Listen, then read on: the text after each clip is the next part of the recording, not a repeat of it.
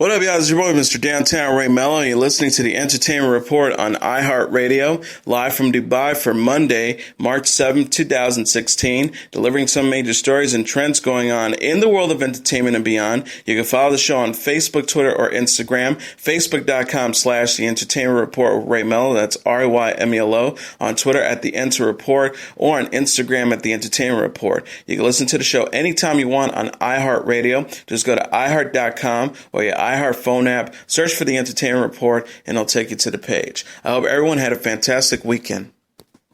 Former First Lady Nancy Reagan is being remembered for her grace, her class, and most of all, her love for her husband, President Ronald Reagan. Condolences poured in across social media shortly after news broke that Nancy Reagan died Sunday morning at her California home at the age of 94.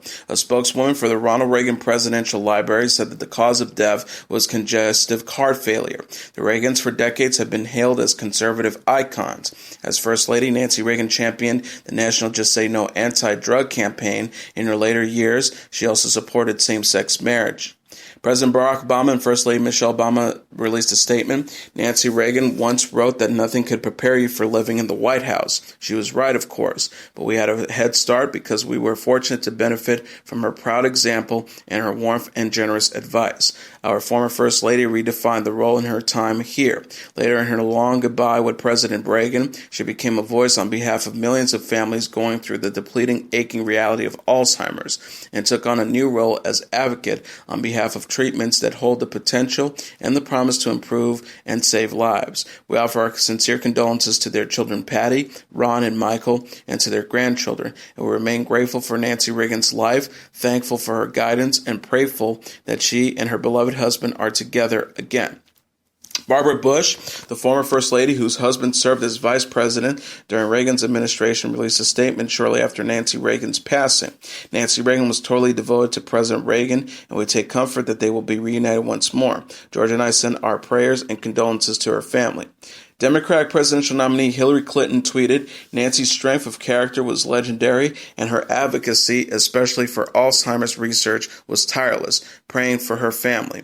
Former President George W. Bush released a statement, Laura and I are saddened by the loss of former First Lady Nancy Reagan. Mrs. Reagan was fiercely loyal to her beloved husband, and that devotion was matched only by her devotion to our country. Her influence on the White House was complete and lasting. During her time as First Lady and since, she raised awareness about drug abuse and breast cancer. When we moved into the White House, we benefited from her work to make those historic rooms beautiful. Laura and I are grateful for the life of Nancy Reagan, and we send our condolences to the entire Reagan family. Former President Jimmy Carter released a statement. Rosalind and I are saddened by the passing of former First Lady Nancy Reagan. She will always be admired for her strength of conviction and her lifelong devotion to her husband. Her Just Say No campaign prevented many young people from falling prey to the allure of drug use, and her advocacy of stem cell research raised public awareness and influenced decision makers about vital research for Alzheimer's disease. We extend our condolences to her family at this difficult time. Katie Couric tweeted, Nancy Reagan was a wonderful, elegant First Lady who loved her husband more than life itself. Hashtag RIP, Dear Nancy. The Beach Boys' Brian Wilson tweeted, sad to hear Nancy Reagan passed away. She stood up for us in 1984 when we were banned from playing July 4th DC show. Ended up being great. Action star and former California Governor Arnold Schwarzenegger tweeted, Nancy Reagan was one of my heroes. She served as First Lady with unbelievable power, class, and grace, and left her mark on the world. Maria Shriver tweeted, sending love to Nancy Reagan's family. She served our country in the state of California with class. Actress Melissa Joan Hart sent a caption on her Instagram with the photo with her and the First Lady. Farewell to one of America's great women, hashtag Nancy Reagan. It was a pleasure to shake your hand and be in your presence for so many wonderful hashtag Ronald Reagan Library events. So proud to be a chairman of the library and tried to help carry on your mission to make the world a better place, hashtag RIP. Watch What Happens live host Andy Cohen tweeted, rest in peace, Nancy Reagan. She brought a lot of class and elegance to the White House. Hashtag Galanos, hashtag Reagan Red, hashtag Sinatra, hashtag Just Say No. Action Christian Chenoweth tweeted, sad day for us all, the embodiment of class and grace, hashtag Nancy Reagan. Actress Elizabeth Banks tweeted, I sat near at Nancy Reagan once and felt like a teenager seeing one of my idols. She was a boss. Hashtag RIP Nancy. And Canadian Prime Minister Justin Trudeau tweeted, "On behalf of all Canadians, I offer condolences to the Reagan family and the United States following the death of Nancy Reagan." The spokesperson at the Reagan Library said that Mrs. Reagan will be buried at the Ronald Reagan Presidential Library in Simi Valley, California, next to her husband, Ronald Wilson Reagan, who died on June 5, 2004. Prior to the funeral services, there will be an opportunity for members of the public to pay their respects at the library. Another passing to report. Country music star Joey Feek died Friday after a long battle with cervical cancer. Her husband and stage partner Roy Feek announced. She was 40. Joey had been under hospice care for the last several months after doctors told her the cervical cancer she had was too aggressive to treat. Her husband chronicled her last days with him and their 2-year-old daughter Indiana on his This Life I Live blog. Roy said in a Facebook post with a link to his blog and a video tribute to his cherished spouse, "My wife's greatest dream came true today. She is in heaven." He also wrote on the tweet, on the blog, "The cancer is gone, the pain has ceased, and all her tears are dry. Joy is in the arms of her beloved brother Justin, and using her pretty voice to sing for her Savior. At 2:30 this afternoon, as we gathered around her, holding hands and praying, my precious bride breathed her last, and a moment later took her first breath on the other side." He also wrote, "Through this is and has been a time of many tears of sorrow, and it also has been a time of countless tears of joy. There have been too many beautiful moments to count or even begin to share in this blog, but I try.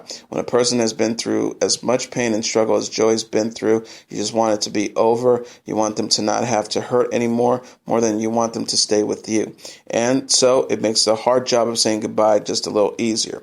He also wrote, "After 4.5 months in Indiana, we will soon be back home in Tennessee, me and our little one with our older daughters. It's hard for me to imagine being there without Joy, but at the same time, it is where she wants us to be. It's where she will be. She's going to be in the mint growing beside our back deck, the sweet corn frozen in our freezer, and a million other places that her hand and heart has touched around our little farmhouse and community. Joy will still be with us everywhere. So if it's okay, I'm going to close, wipe my tears, and pack our bags to hit the road headed south. She's already got a head start on me." Actor and producer Joseph Gordon-Levitt has announced via Facebook that he has left the big screen adaptation of Neil Gaiman's Sandman. Levitt wrote, "Neil himself came on as an executive producer. We hired the excellent screenwriter Jack Thorne, and we started in on this ambitious task of adapting one of the most beloved and boundary-pushing titles in the world of comics. I was pleased with the progress we were making, even though we still had quite a ways to go." He also added, "Recently, as you also might know if you like to follow these sort of things, the sort of ownership, for lack of a better term, of the Sandman material changed hands when Warner Brothers shifted the entire catalog of Vertical Comics, an imprint of DC, to their subsidiary New Line.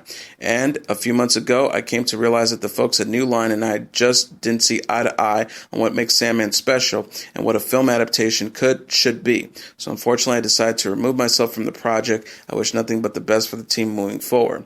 Gordon-Levitt is a former child star who transitioned successfully to adult roles in celebrated films such as The Walk, Inception, 500 Days of Summer, The Dark Knight Rises, Brick, and Looper.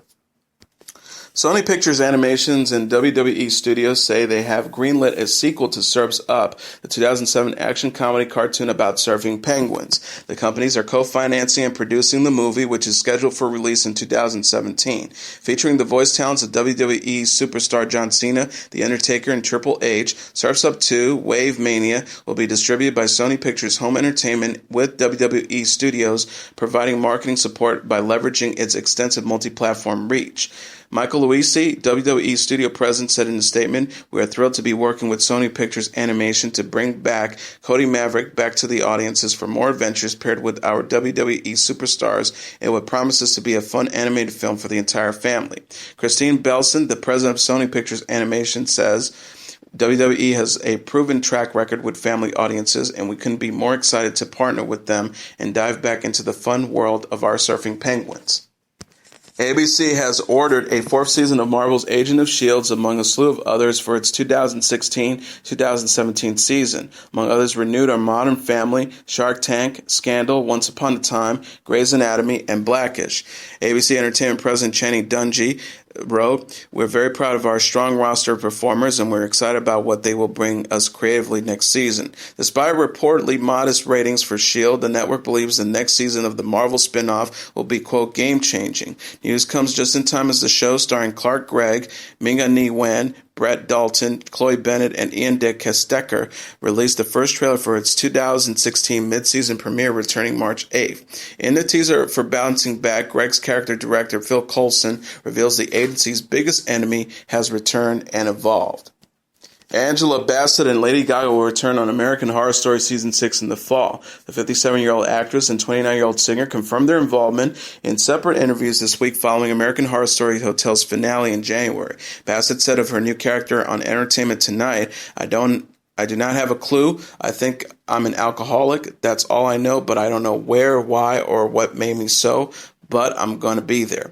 Bassett played Marie Laveau on Convenant Season 3, Desiree Dupree on Freak Show Season 4, and Ramona Royale on Hotel Season 5. Lady Gaga made her American Horror Story debut as Elizabeth Johnson, a.k.a. the Countess, on Hotel. Lady Gaga told Elvis Duran in The Morning Show on Friday, "Yes, I will return. I can't promise you how or when or anything like that." Series creator Ryan Murphy revealed he asked the star to return in a tweet in October. Murphy wrote, "Lady Gaga is so brilliant in American Horror Story Season 5 that yesterday I officially asked her to join Season 6. Said yes at Lady Gaga." Murphy previously told Entertainment Weekly Season 6 will be, quote, more rogue and dark than Hotel, which took place in 2015 in the sinister 1920s hotel. FX president John Landgraf later said that the season will be set in the present but include echoes of the past. Bassett will also appear in the new BBC's miniseries Close to the Enemy. The actress who shared a sex scene with Lady Gaga on Hotel described husband Courtney B. Vance's reaction to the scene on Tuesday's episode of Conan.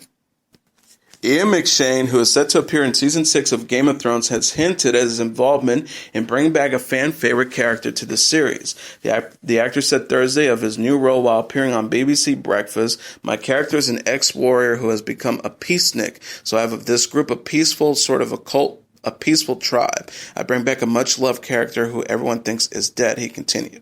This is the second time McShane has hinted at his character bringing back from the dead, stating in November, "I am responsible for bringing somebody back that you think you'll never going to see again.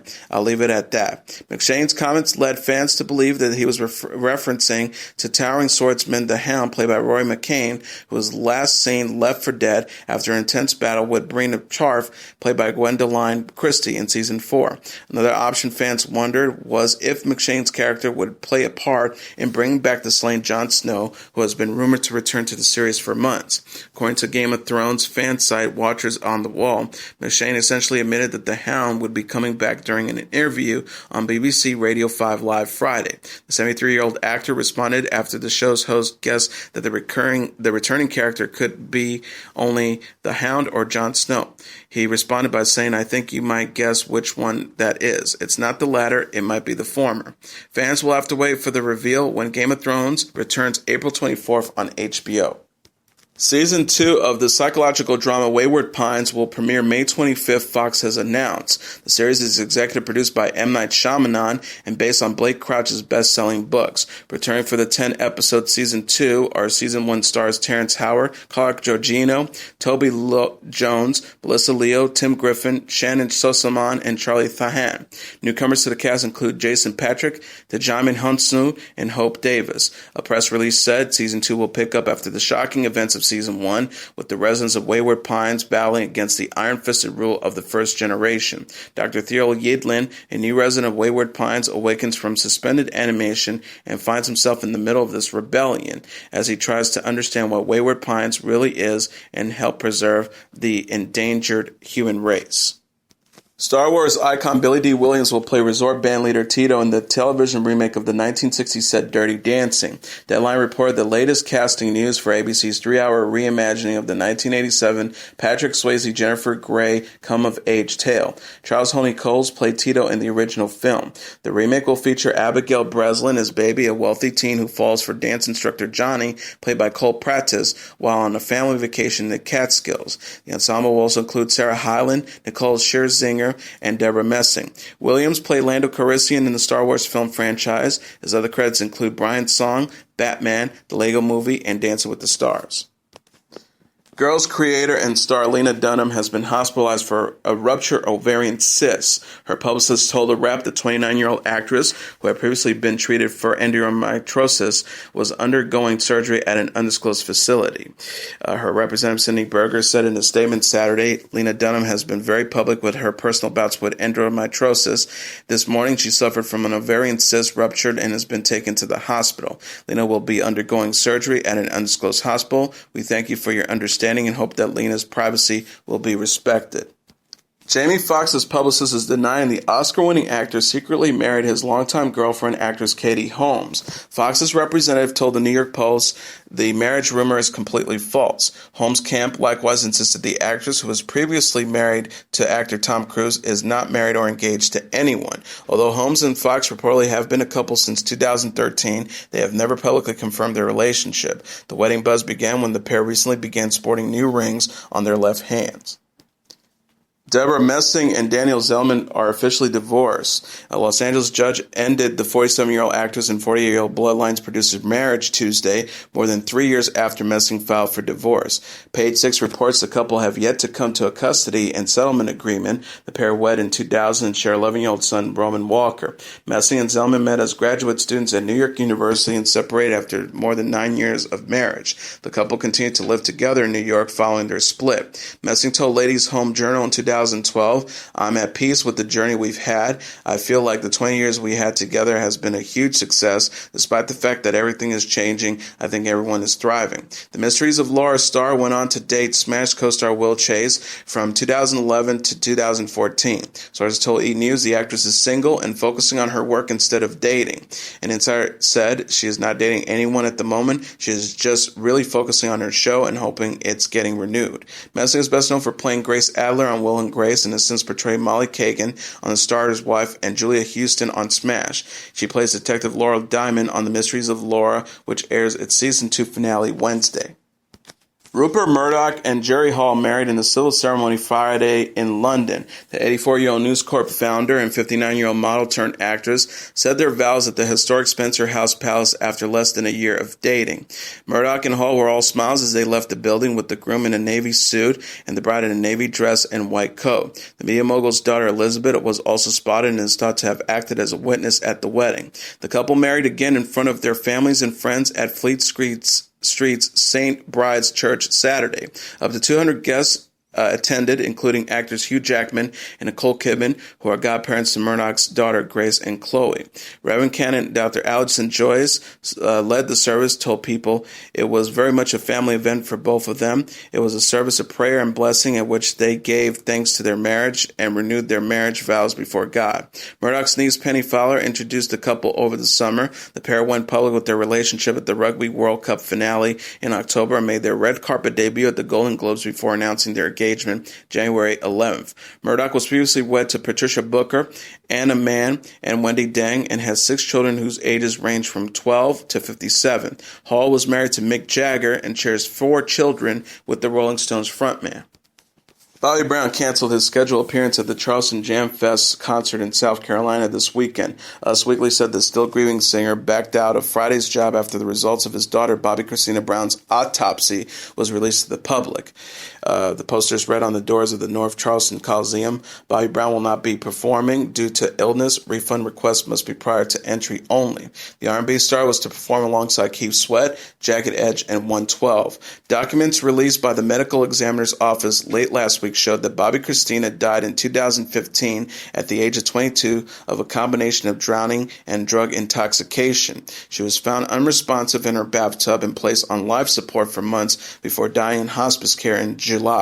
The circumstances of her death remain under investigation. Bobby Christina was Brown's only child with his ex-wife, mega superstar Whitney Houston, who drowned in a bathtub in 2012 after ingesting drugs and alcohol. Oscar winner Christian Bale has admitted to be disappointed with his performance as Batman in director Christopher Nolan's Dark Knight trilogy. Bale told Yahoo Movies recently while promoting his new drama Knights of Cup, directed by Terrence Malick, "I didn't quite manage what I hoped I would throughout the trilogy." Bale also discussed how he felt he couldn't compete with his Dark Knight co-star Heath Ledger, who won a posthumous Oscar for his role as the villainous Joker in the 2008 crime thriller. Bale said Heath turned up and just kind of completely ruined all my plans. Because I went, he's so much more interesting than me and what I'm doing. Bale portrayed Batman in all three of Nolan's superhero films, Batman Begins, The Dark Knight, and The Dark Knight Rises from 2005 until 2012. The actor's comment comes just weeks before Ben Affleck steps into the iconic cape and cowl for the first time in Batman vs. Superman, Dawn of Justice, which is out in theaters March 25th. Speaking with Entertainment Tonight, Bale said the trailers for Dawn of Justice are, quote, looking great. He says everyone brings their own element to that role. Ben will do that as well. Former model Cheryl Tiegs penned an open letter apologizing to Sports Illustrated swimsuit model Ashley Graham after reportedly calling the model, quote, unhealthy. In the letter, Tiegs claimed her statement, thought to be about Graham, was more general, saying she was asked a generic question, and I said I did not love it. She said, my answer was based on health concerns because of our nation's increasing problems with weight linked to diabetes, heart issues, and cancer. She added, what has ensued is yet another manufactured media feud that is needed to feed websites and empty airtime. Tiegs claimed she was not connecting beauty with weight or size, revealing she herself had a 37-inch waist. The former model wrote, please accept my deepest apologies if you were offended or in any way thinking I was referring to you. I commend you on the positive influence you have on helping women to love themselves. The letter comes shortly after Graham reportedly shrugged off Tiegs' initial comments. She said earlier this week at Paris's Fashion Week, oh, whatever, another one of those ladies. What's great is that the fact that she said it means that other women think like her. And what that means is that we really need to change the industry, she added.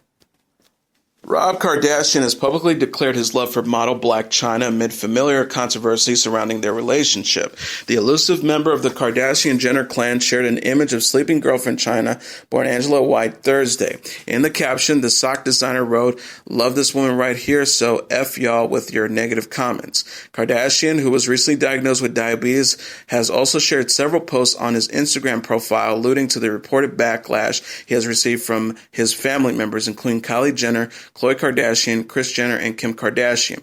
One post from Friday morning reads, it's okay to live a life others don't understand. That's the whole point of living, to live your life. Not everyone will understand you. Sister Khloe Kardashian recently shared a throwback photo with her siblings, writing, it's simple, I miss you, on social media. Kourtney Kardashian reportedly retweeted the message, adding true love, followed by a heart and a crying emoji. Rob Kardashian has been romantically linked to Blac Chyna since January, less than a month after he was hospitalized and diagnosed with diabetes. Chyna, once engaged to Kylie Jenner's current boyfriend Tyga, is also mother to the ex-couple's son, King. And in a related story, Kris Jenner's affair reportedly devastated her late ex-husband, Robert Kardashian. Khloe Kardashian, the former couple's youngest daughter, addressed her mom's infidelity on Wednesday's episode of Cocktails with Khloe. Kris went public with the affair in her 2012 memoir, which was published 9 years after Robert's death. Khloe said, I love my mom, but my mom cheated on my dad, which she's been honest about. I think because of that, and I saw how it destroyed my dad, I never ever cheated in any relationship. She added, I just believe in being honest. Even if you're not feeling something, you don't even have to want to cheat. If you're just not fully invested in the relationship, I believe in being honest about that. The discussion came just a week after Khloe's split from NBA star James Harden. The 31-year-old reality star claims the 26-year-old Houston Rockets shooting guard was unfaithful in the same episode and said she will never cheat in any relationship. Khloe said, I just saw what it did to my dad and I was like, I don't want to do that. But I also appreciate those lessons and I also saw the regret from my mom. So I never ever cheated in my life. I don't believe it needs to be done. Kris and Robert were married from 1978 to 1991 and shared 3 other children, Kourtney, Kim, and Robert Kardashian. The 60-year-old reality star referred to her lover as Ryan in her memoir, but former soccer player Todd Waterman later came forward. Robert was known for serving on O.J. Simpson's defense team and remained close with Kris until his death at the age of 59 in 2003. Comedians took aim at Donald Trump this weekend with Louis C.K. penning a lengthy essay that compared the Republican presidential candidate to dictator Adolf Hitler, and Saturday Night Live airing a video called Racist for Trump. C.K. wrote in an email blasting promoting his new web series, Horace and Pete, please stop it with voting for Trump. It was funny for a little while, but the guy's Hitler, and by that I mean that we are being Germany in the 30s. Do you think they saw this shit coming? Hitler was just some hilarious and refreshing dude with the weird comb over who would say anything at all. The writer, actor, producer emphasized that he is not urging conservatives to vote for a Democrat. He continued by writing, "I am not advocating for Hillary Clinton or Bernie Sanders. I like them both, but frankly, I wish the next president was a conservative only because we had Barack Obama for 8 years and we need balance. And not because I particularly enjoyed the conservative agenda. I just think that the government should reflect the people. And we are about 40% conservative and 40% liberal. When I was growing up and when I was a young man, liberals and conservatives were friends with differences. They weren't enemies, and it always made sense that everyone gets a president they like for a while and then hates the president for a while. But it only works if the conservatives put up a good candidate, a good smart conservative to face the liberal candidates so they can have a good argument and the country can decide which way to go this time." Saturday Night Live also went after Trump this weekend with a campaign video called Racist for Trump, showing white people cheerfully offering their reasons for voting for the real estate tycoon as they wear swastikas on their clothing, iron Ku Klux Klan robes, and paint white power on the side of a house. The animated Animal Adventures Zootopia is the #1 movie in the North American box office, earning $73.7 million in its debut weekend, Rent Track announced Sunday. The family flick features the voice talents of Jason Bateman, Idris Elba, Jennifer Goldwyn, and J.K. Simmons. Coming in at #2 is London Has Fallen with $21.7 million, followed by Deadpool #3 with $16.4 million, Whiskey Tango Foxtrot at #4 with $7.6 million, and Gods of Egypt at #5 with $5 million. Rounding out the top tier are Horizon at #6 with $3.9 million, Kung Fu Panda 3 at #7 with $3.5 million, The Revenant at #8 with $3.3 million, Eddie the Eagle at #9 with $3.1 million, and The Witch at #10 with $2.5 million. And now let's take a look at what happened on this date in entertainment history. On this date in 1999, Stanley Kubrick dies. Stanley Kubrick dies in his Hertfordshire, England home at the age of 70. One of the most acclaimed film directors of the 20th century, Kubrick's 13 feature films explore the dark side of human nature. Born in New York City in 1928, Kubrick took up photography in high school and became a staff photographer for Look magazine at the age of 17. A photo assignment on boxing inspired him to make The Day of the Fight, a short documentary film about boxing in 1951. The short was brought by a news service and made 2 more documentaries before making a short feature-length film, Fear and Desire, 1953, which dealt with war. The movie, produced independently, received little attention outside New York, where critics praised Kubrick's directorial talents. Kubrick's next 2 films, Killer's Kiss, 1955, and The Killing, 1956, brought him to the attention of Hollywood, and in 1957 he directed actor Kirk Douglas in Paths of Glory, a story of military injustice in the French army during World War I. Douglas later enlisted Kubrick to take over production of Spartacus in 1960, a historic epic about the slave rebellion led by the Roman slave Spartacus in 73 BC. The film was a box office smash and won 4 Academy Awards, including Best Cinematography, which was attributed to Russell Meaty but was largely Kubrick's work. Behind the scenes, his director's charismatic obsession with detail created some tension with the cast and crew. After Spartacus, he moved permanently to England, where he directed Lolita in 1962, based on the controversial novel by Vladimir Nabokov.